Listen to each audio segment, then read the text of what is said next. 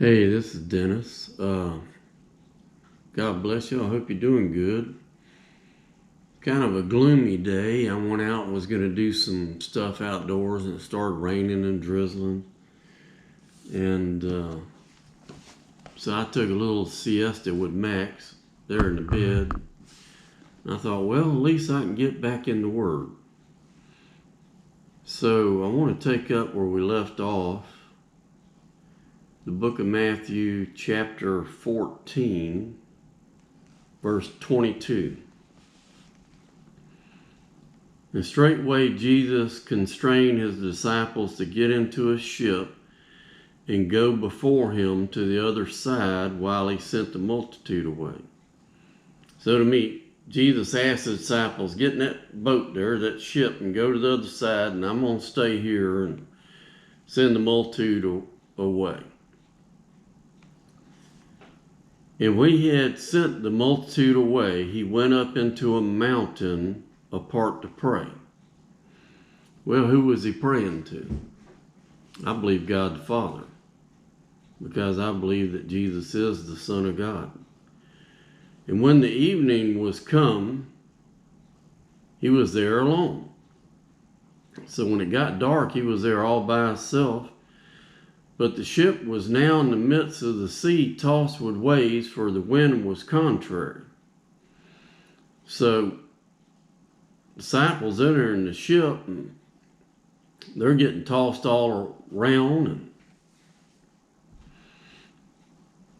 And in the fourth watch of the night, Jesus went unto them, walking on the water. And I Googled it up. The fourth watch of the night is considered to be from 3 a.m. to 6 a.m. So it was by that around 3 a.m. to 6 a.m. So Jesus, just takes out and he's walking on the water. And when the disciples saw him walking on the sea, they were troubled, saying, is it a spirit? And they cried out for fear. It scared them. I guess that'd be startling to a lot of people. You look out and there's somebody walking on the water. But straightway Jesus spake unto them, saying, be of good cheer, it is I, be not afraid. And Peter answered him and said, Lord, if it be thou, bid me come unto thee on the water. And Jesus said, come on.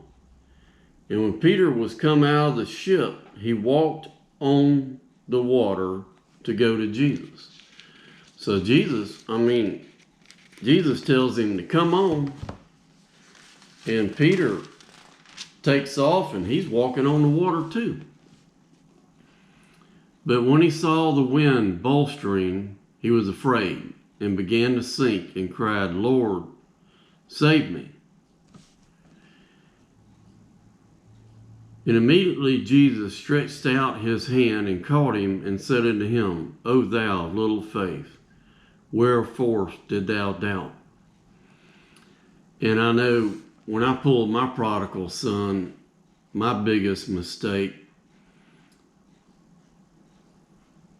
that long time ago, it was the early 80s, I got discouraged and got my eyes off Jesus and got my eyes on other people and got discouraged, on people in the church, and got discouraged and quit going to church and pulled a prodigal son. So I think the lesson in this story, we need to keep our eyes on Jesus. And that way we don't go to sinking and falling and become fearful.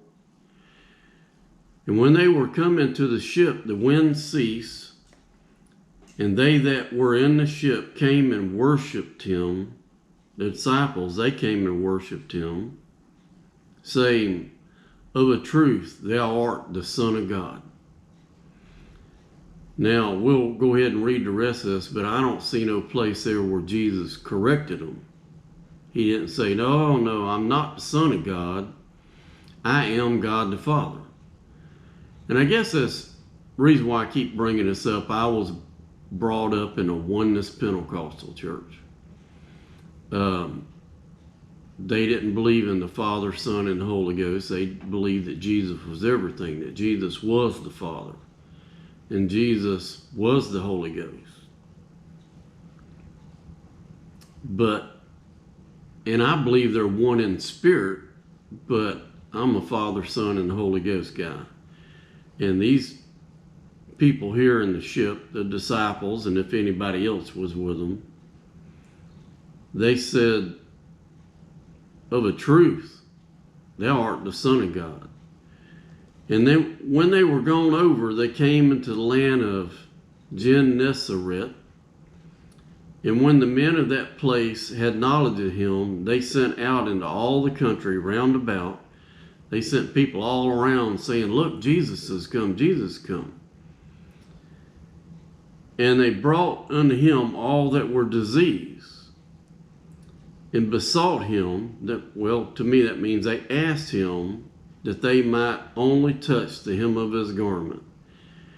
And as many touched were made perfectly whole. So as many that reached out and touched the hem of Jesus' garment, they were made whole and well. Yes, Jesus does have the power to heal all sicknesses out there, COVID or whatever. You know, whatever the problems might be, Jesus can heal you.